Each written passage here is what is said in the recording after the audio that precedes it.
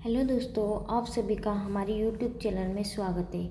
आज हमारा टॉपिक रहेगा विराम चिन्ह। विराम चिन्ह क्या होते हैं, उनका अर्थ क्या होता है, भेद कितने होते हैं विराम चिन्हों के, आज हम सभी इस वीडियो के माध्यम से जानेंगे। विराम चिन्ह का अर्थ है ठहराव, विश्राम या रुकना। सरल शब्दों में हम जानेंगे कि अगर हम एक स्थान से दूसरे स्थान पर जाते हैं और हम चलते चलते थक जाते हैं या हम किसी पेड़ की छाया में बैठते हैं, ठहराव करते हैं, विश्राम करते हैं, रुकते हैं, अर्थात वाक्य लिखते समय, इसी प्रकार हम वाक्य को लिखते समय विराम को प्रकट करने के लिए लगाए जाने वाले चिन्ह को ही विराम चिन्ह कहते हैं। अर्थात हम लिखते समय, वाक्य को लिखते समय जो विराम लेते हैं उसे ही हम विराम चिन्ह कहते हैं, मतलब रुकते हैं, उसे ही हम क्या कहते हैं, विराम चिन्ह कहते हैं। विराम चिन्हों के कितने भेद होते हैं? श्री कामता प्रसाद गुरु जी के अनुसार विराम चिन्हों को अंग्रेजी भाषा से लिया हुआ मानते हैं। कामता प्रसाद गुरु क्या मानते हैं कि जितने भी विराम चिन्ह हैं वे अंग्रेजी भाषा से लिए हुए हैं। वह पूर्ण विराम को, कौन से विराम को, पूर्ण विराम को छोड़ से सभी विराम चिन्हों को अंग्रेजी से संबंध करते हैं। मतलब कामता प्रसाद गुरु के अनुसार केवल पूर्ण विराम ही ऐसा विराम चिन्ह है जो अंग्रेजी भाषा से नहीं लिया हुआ है। इसके अनुसार और सभी विराम चिन्ह अंग्रेजी भाषा से लिए हुए हैं। श्री कामता प्रसाद गुरु ने विराम चिन्हों की संख्या कितनी बताई है? 20। अब हम इन विराम चिन्हों के प्रकार जानेंगे। अल्प विराम, पहला है अल्प विराम। अल्प विराम कोमा, छोटा कोमा, अर्ध विराम, बिंदु कोमा, पूर्ण विराम, उपविराम, विस्मयादिबोधक चिन्ह, प्रश्नवाचक चिन्ह, कोष्टक चिन्ह, योजक का चिन्ह होता है, अवतरण चिन्ह या उद्धरण चिन्ह, लाघव चिन्ह, आदेश चिन्ह या विवरण चिन्ह, रेखांकन चिन्ह, लोप चिन्ह, पुनरुक्ति सूचक चिन्ह, विस्मय चिन्ह या हंसपद या त्रुटिपूर्वक चिन्ह, दीर्घ उच्चारण चिन्ह, तुल्यात्मक सूचक चिन्ह, निर्देशक चिन्ह, पाद बिंदु चिन्ह, विकल्प सूचक चिन्ह या तिरछी रेखा जिसे कहते हैं। अब हम अल्प विराम के बारे में जानेंगे। अल्प विराम क्या होता है? अल्प विराम में कोमा, इसका सिंबल क्या होता है? कोमा। जहाँ थोड़ी देर रुकना पड़े वहाँ अल्प विराम का चिन्ह का प्रयोग किया जाता है। यानी जहाँ थोड़ी देर रुकना पड़े वहाँ पर अल्प विराम का प्रयोग किया जाता है। अर्थात एक से अधिक वस्तुओं को दर्शाने के लिए अल्प विराम यानी कोमा लगाया जाता है। जैसे राम, राम के बाद हम थोड़ा रुके, कोमा। सीता, सीता के बाद थोड़ा रुके, लक्ष्मण और हनुमान, ये सभी भगवान के रूप में पूजे जाते हैं। हमारा दूसरा विराम चिन्ह है अर्धविराम। अर्धविराम का सिंबल क्या होता है? बिंदु कोमा। जहाँ आप विराम की अपेक्षा कुछ अधिक देर तक रुकना पड़े वहाँ पर अर्धविराम का प्रयोग करते हैं। यानी अल्प विराम में थोड़ा रुकना पड़ता है और अर्धविराम में ज़्यादा रुकना पड़ता है, इसलिए इसे क्या कहते हैं? अर्धविराम। जैसे सूर्यास्त हो गया, सूर्यास्त हो गया के बाद हम थोड़ा ज़्यादा रुके और लालिमा का स्थान कालिमा ने ले लिया। इस विराम चिन्ह में हम थोड़ा ज़्यादा रुकते हैं और अल्प विराम में कम रुकते हैं। तीसरा है हमारा पूर्ण विराम, फुल स्टॉप। जब वाक्य खत्म हो जाता है, मतलब पूरा हो जाता है, तब वाक्य के अंत में पूर्ण विराम लगाया जाता है। ये सिंबल लगाया जाता है। उदाहरण जैसे राम खाना खाता है। राम खाना खाता है, यहाँ पर वाक्य पूरा हो गया है। इसके बाद हम क्या लगाएंगे? फुल स्टॉप, पूर्ण विराम। मोहन स्कूल जाता है। मोहन कहाँ जाता है? स्कूल जाता है। क्या हो गया? वाक्य पूरा हो गया, तो इसके बाद क्या लगाए हम? पूर्ण विराम। उपविराम क्या होता है? उपविराम का सिंबल क्या होता है? 2 बिंदु। जब किसी कथन को अलग दिखाना हो तो वहाँ पर उपविराम का प्रयोग किया जाता है। जैसे उदाहरण में, प्रदूषण एक अभिशाप है। प्रदूषण क्या है? एक अभिशाप। विज्ञान वरदान है या अभिशाप? तो ये जो सिंबल है, ये जो उपविराम के सिंबल है, इनको उपविराम कहते हैं। इन सिंबल के अनुसार ही हम विज्ञान और वरदान को अलग दर्शा सकते हैं या अलग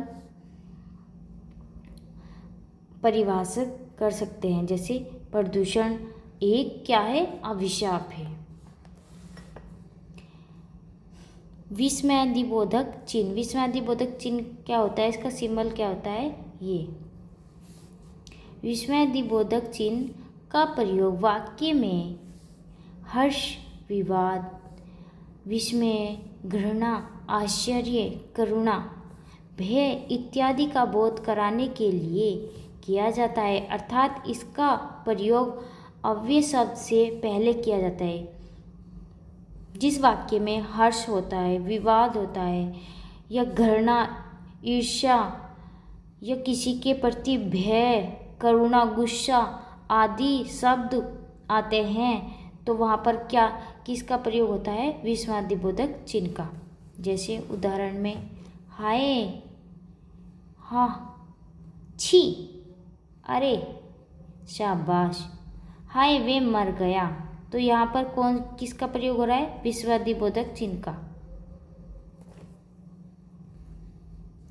अगला विराम चिन्ह है हमारा प्रश्न चिन्ह। प्रश्न चिन्ह क्या होता है? इसका सिंबल क्या होता है? Question mark. प्रश्न चिन्ह का प्रयोग प्रश्नवाचक वाक्यों के अंत में किया जाता है। जैसे वह क्या लिख रहा है? प्रश्नवाचक क्या होया हमारा? क्या। और इसके बाद इस वाक्य को पूरा करने के बाद हमने क्या लगाया? Question mark.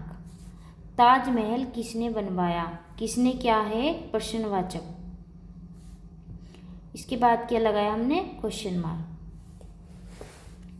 कोष्टक चिन्ह। कोष्टक चिन्ह का सिंबल क्या होता है? ये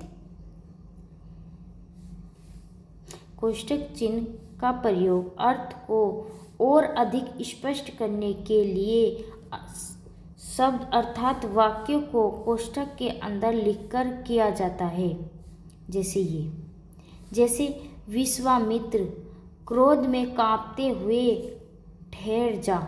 जैसे विश्वामित्र बोलते हैं कि वे क्रोध में कांपते हुए बोलते हैं। क्रोध में कांपते हुए क्या हमने क्या में बंद करा? इन्वर्टेड कोमा में। इसे हमने स्पष्ट रूप से दर्शाया है। योजक चिन्ह। योजक चिन्ह का सिंबल क्या होता है? ये योजक चिन्ह का प्रयोग समस्त पदों के मध्य में किया जाता है। जैसे सुख दुख, सुख और दुख के बीच में योजक चिन्ह का प्रयोग किया गया है। लाभ हानि, लाभ हानि के बीच में योजक चिन्ह का प्रयोग किया गया है। रात दिन के बीच में योजक चिन्ह का प्रयोग किया गया है। माता पिता, माता पिता के बीच में भी योजक चिन्ह का प्रयोग किया गया है। अगला है हमारा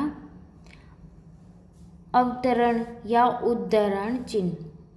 इसका सिंबल क्या होता है? ये इन्वर्टेड कोमा बंद।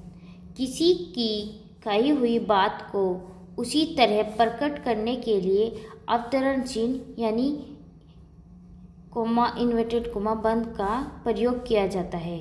जैसे तुलसीदास ने सत्य कहा।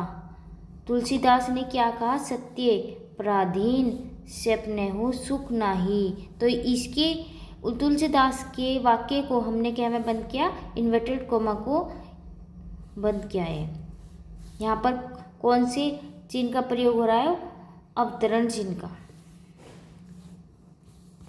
लाघव चिन्ह। लाघव चिन्ह सबसे ज़्यादा एग्जाम में पूछे जाने वाला विराम चिन्ह है। इसका सिंबल क्या है? छोटा ओ। किसी बड़े तथ्य परिचित शब्द को संक्षेप में लिखने के लिए उस शब्द का पहला अक्षर लिखकर उसके आगे शून्य लगा देते हैं। ये शून्य ही लाघव चिन्ह कहलाता है। ये शून्य क्या कहलाता है? लाघव चिन्ह। ये लाघव चिन्ह का सिंबल होता है। उदाहरण जैसे डॉक्टर के लिए, हम डॉक्टर के लिए क्या प्रयोग करेंगे? ये डोल के और उसके आगे ये सिंबल लगा दिया। पंडित के लिए भी हम पे और ये चिन्ह लगा दिया। आगे हमारा विवरण चिन्ह। विवरण चिन्ह का सिंबल क्या होता है? ये विवरण चिन्ह का प्रयोग वाक्यांश के विषयों में कुछ सूचक निर्देश आदि देने के लिए किया जाता है। सूचक निर्देश यानी कुछ विशेष सूचना दी जाती है इस चिन्ह के माध्यम से। जैसे संज्ञा के 3 मुख्य भेद हैं। संज्ञा के कितने भेद हैं? 3।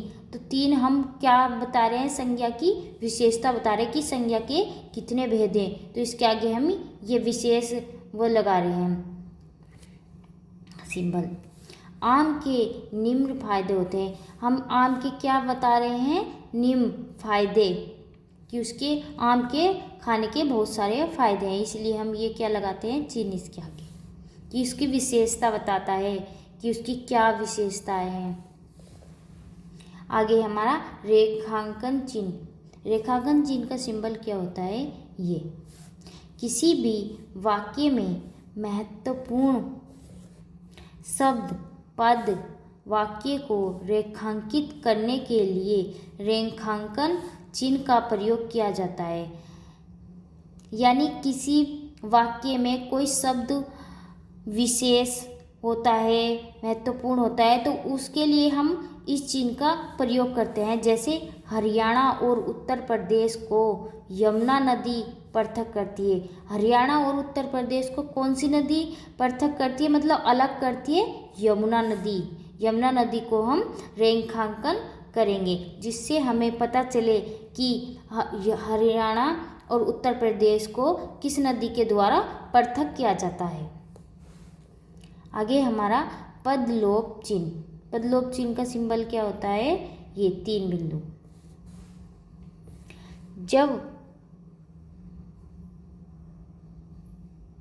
जब वाक्य या अनुच्छेद में कुछ अंश छोड़कर लिखना हो तो लोप चिन्ह मतलब लोप का प्रयोग किया जाता है। लोप मतलब छुपाना। उस वाक्य में हमने कुछ छुपाया हो, जैसे राम ने मोहन को गाली दी।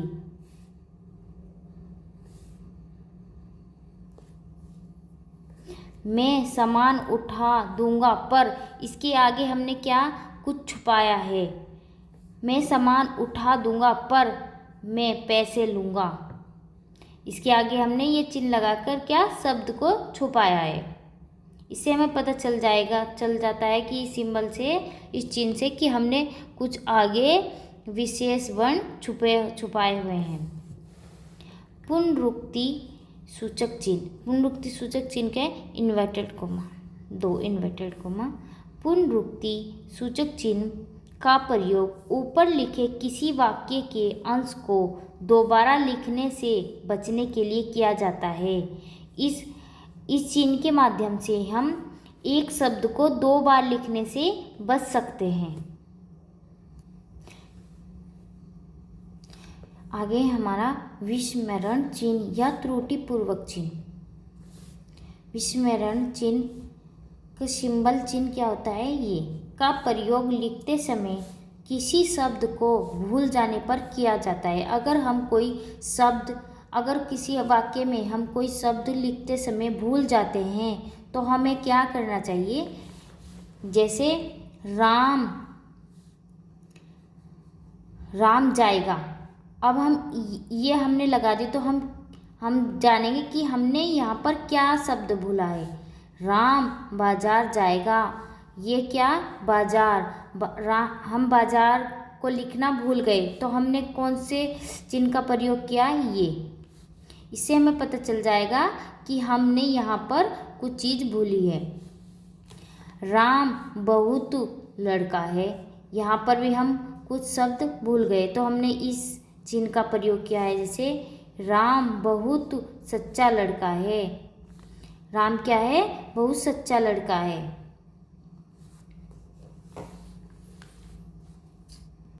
दोस्तों, अगर आपको हमारी वीडियो अच्छी लगी हो तो हमारे चैनल को सब्सक्राइब करें ताकि हमारी और आने वाली वीडियो आप तक जल्दी पहुंच सके। धन्यवाद।